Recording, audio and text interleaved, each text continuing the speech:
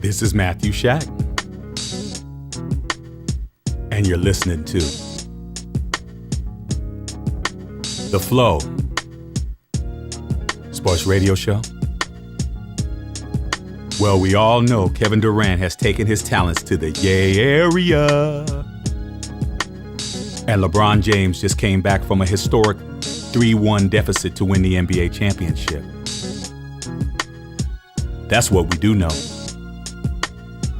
Now, what we don't know is, who's the bigger villain? Kevin Durant or LeBron James?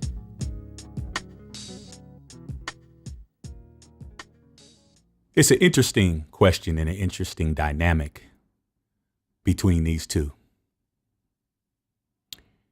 It's very interesting how I've heard people justify Kevin Durant's move to Golden State, but malign LeBron James for leaving for Miami in 2010 at the same damn time.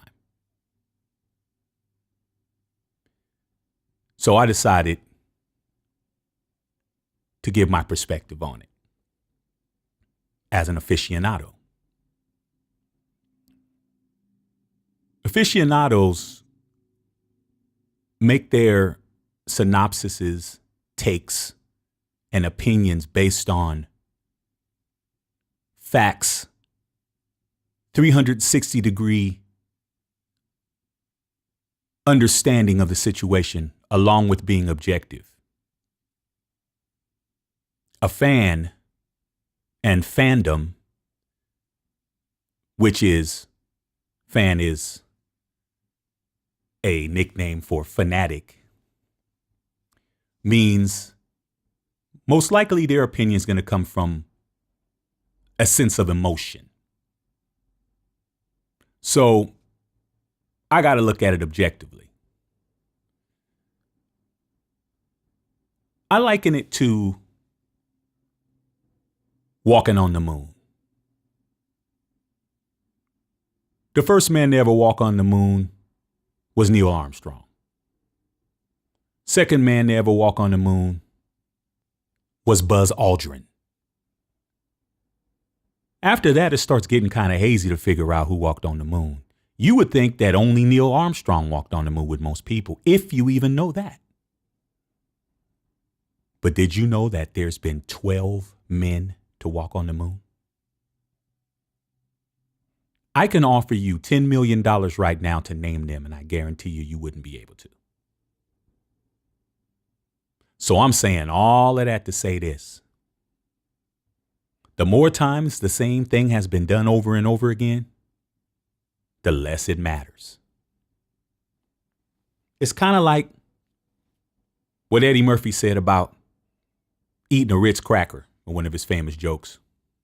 How that first Ritz cracker is so good. Oh, this Ritz is cracking, man. Best cracker I ever had in my life.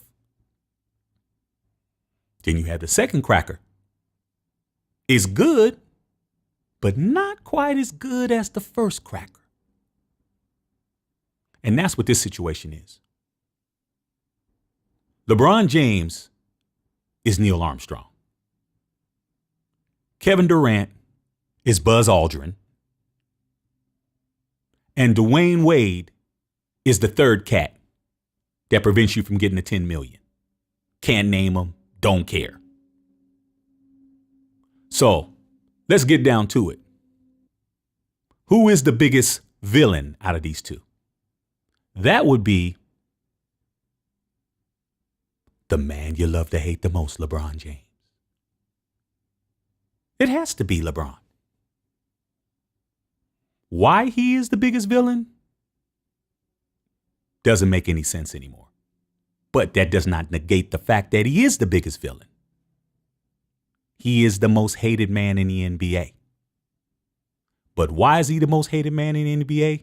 Because his leaving Cleveland in 2010 to form the super team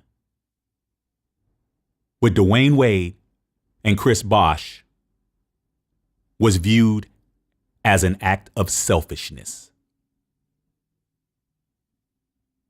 Kevin Durant leaving OKC to go to Golden State to form Voltron, aka a super team, is viewed as an act of sympathy. That's the difference between the two. Now, ultimately, whoever wins the most by this decision will automatically be the biggest villain per capita. Since LeBron James left in 2010, and he made the decision, which by far was the stupidest thing that he could have ever done. He should have just bowed out gracefully, but live and learn. The brother was young. He was younger than Durant. That's for damn sure. Durant's 27.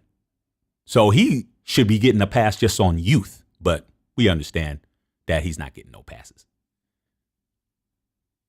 But when he left, since he left, he won 2 championships with that business decision of his. That's what made him a villain, because he pissed off a lot of people by leaving, and then he went and he actually won 2 chips. Then he alienated the Miami Heat fan base by going back home and winning a championship for the people that he did wrong in the first place. So 2 decisions, 3 chips. Rectifying what he did wrong before.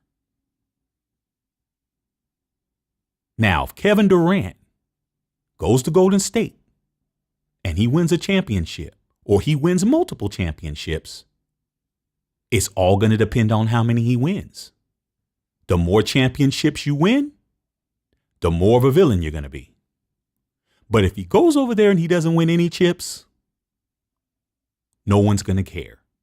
Everybody's going to look at Kevin got what he deserved. He should have stayed there with Russell Westbrook. And that's the way it breaks down. Aficionados, we look at a decision being made and its outcome. Fans look at decisions and how it makes them feel. That is the difference. So the more success LeBron James gets for making his own decisions as a man and using his rights as a man, and he keeps winning and climbing to the mountaintop, the more he's going to be hated. With Durant, if he wins championships, the first one will be a slap in LeBron's face as far as the haters of LeBron James are concerned. That's what he gets. I'm happy he's not the champ. So ultimately, that's how it's going to break down. But if Kevin Durant doesn't win any chips, he will go down as a martyr. He got what he deserved. That's why I've said in previous shows, LeBron doesn't have anything to worry about. He has nothing to prove. He doesn't even have to win any more chips because he's rectified. Everywhere he's went, he left them with a chip. Everywhere he played, they got a chip. Is Kevin Durant going to eventually go home and give OKC a chip? I doubt it. It could happen, but I doubt it. So, who would I rather be? Well, that's easy. I'd rather be the man you love to hate the most, LeBron James. Because at least if I'm going to be hated, I'm going to have something to show for it. But until then, game on. Game on.